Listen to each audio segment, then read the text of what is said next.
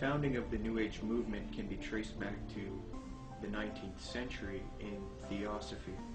This is the group that largely popularized this belief that we are heading out of the age of Pisces and into the astrological age of Aquarius, which to them will be an age of unity of humanity, an age of enlightenment, a spiritual age of consciousness, so to speak.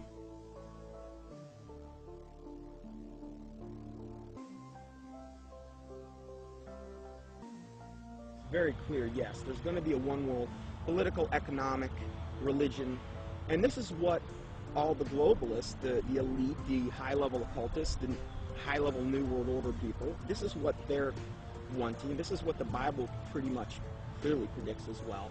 And this is obviously what we're moving to. The Freemason and One World Government advocate Zbigniew Brzezinski said the following in his work Between Two Ages, quote, "The technotronic era involves the gradual appearance of a more controlled society. Such a society would be dominated by an elite, unrestrained by traditional values. Soon it will be possible to assert almost continuous surveillance over every citizen and maintain up-to-date complete files containing even the most personal information about the citizen." This admitted New World Order agenda to create a one-world government that rules over humanity is not only political, it is also spiritual and based on what is known as the New Age. This can be verified with irrefutable documentation. Most of the Christians doing this kind of work have been silenced, so I set out across the border to speak to the few researchers that are still left. There are not many researchers left who have not been deceived by the New Age. Speaking with these people helped confirm my position even more. The New World Order exists.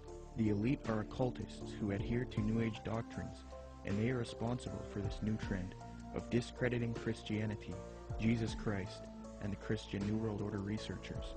There is a voluminous amount of data that I have obtained in my research on this subject, but after watching this production, do not believe me. Don't believe a word of what I'm saying. Do your own independent research and verify this for yourself.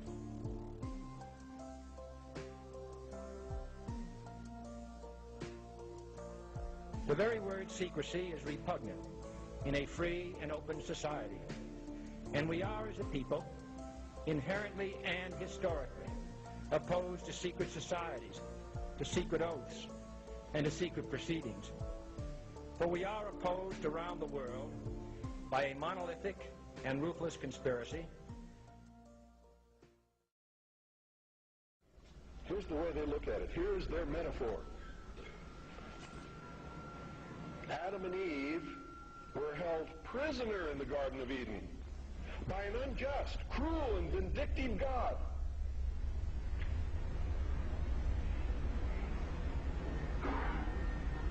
Until Lucifer, through his agent Satan, set man free from this garden by giving him the gift of intellect.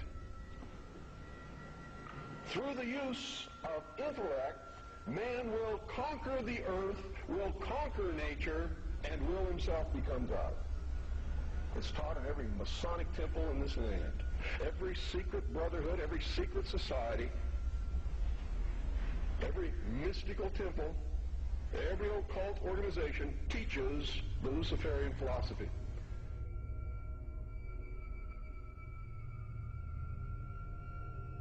To understand the New World Order and the New Age worldview, we must go back into history and examine its origins. But first we must define our terms. By New Age, I am speaking about a worldview that has many facets and components, such as astrological and zodiacal beliefs in the New Age concept, channeling higher powers to achieve knowledge, meditation, the belief that all is one, or forms of monism, the belief that we can attain godhood, esotericism, or in other words, reinterpreting ancient texts to find hidden meanings and unify all religious belief into one, the belief that we need a one-world system for the coming age of Aquarius. By New World Order, I am talking about a political agenda to create a one-world system, one-world government, one-world economy, unity of humanity into one organism, control over humanity, and submission of the masses. but today the largest countries of the world have agreed a global plan for recovery and reform, I think a new world order is emerging, and with it the foundations of a new and progressive era of international cooperation. To understand what is going on today with respect to the New World Order and the New Age movement, we must have recourse to the 19th century organization called the Theosophical Society. This organization in particular, among others, is largely responsible for the modern New Age movement and the political doctrine known as the New World Order. The founder of this organization was a woman named Helena Petrovna Blavatsky. Born August 12, 1831, Helena Blavatsky was very interested early in her life in the supernatural and the mythological.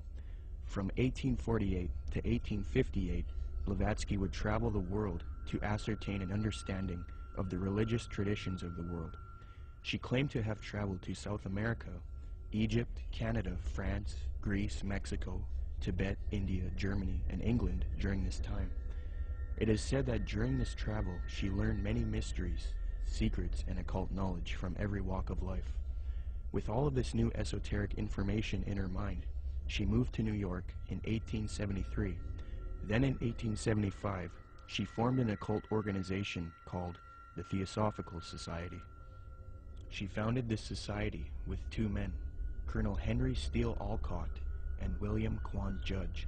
According to Alcott, Theosophy already had thousands of members and branches all over the world by 1885. After New York, Blavatsky and Alcott established the Theosophical headquarters in India, and the membership roster grew increasingly as time went on. Blavatsky's influence came from her writings. Her first book was entitled Isis Unveiled, published in 1877. She started a magazine in 1887 called Lucifer Magazine. Her principal work, The Secret Doctrine, was then published in 1888. She then wrote The Key to Theosophy and The Voice of Silence. These works are now famous, and contained in these writings are the doctrines that helped mold the New Age movement to what it is today. It is said that part of Blavatsky's book, The Secret Doctrine, was channeled to her through an ascended master or highly evolved being called Kuthumi, who spoke to her.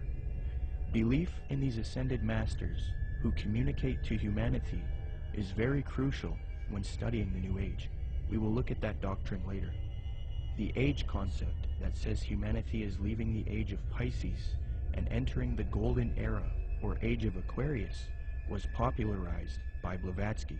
She taught Theosophists, at any rate, some of them who understand the hidden meaning of the universally expected avatars, messiahs, socioshis, and Christs, know that it is no end of the world, but the consummation of the age, i.e. the close of a cycle, which is now fast approaching. Again, the messianic cycle of the man connected with Pisces. It is a cycle, historical, and not very long, but very occult, lasting about 2,155 solar years. It occurred 2,410 and 255 BC, or when the equinox entered into the sign of Ram, and again into that of Pisces. When it enters in a few years the sign of Aquarius, psychologists will have some extra work to do, and the psychic idiosyncrasies of humanity will enter on a great change. These Theosophists teach that Jesus was simply a representation of the age of Pisces, and that he was an initiate into the mystery schools, or cults of spiritual teachers and masters. They teach people that the new age of Aquarius is going to be that of a utopia, where the world unites into a one-world system, the exiting out of Jesus' age, and the entering into a new world teacher's age. They say each age is accompanied by a great world teacher, be it Buddha, Jesus, etc. So for the advent of the age of Aquarius, they claim a new world teacher will guide humanity into it. Blavatsky was reluctant to fuse these theosophic beliefs with politics, however. Nonetheless, she still advocated monism and a one-world brotherhood, or uniting, of mankind. In Blavatsky's book, The Key to Theosophy, she lists three main goals of theosophy: universal brotherhood of humanity without distinction of race, color, or creed; to promote the study of the world's religions and to investigate the hidden mysteries of nature.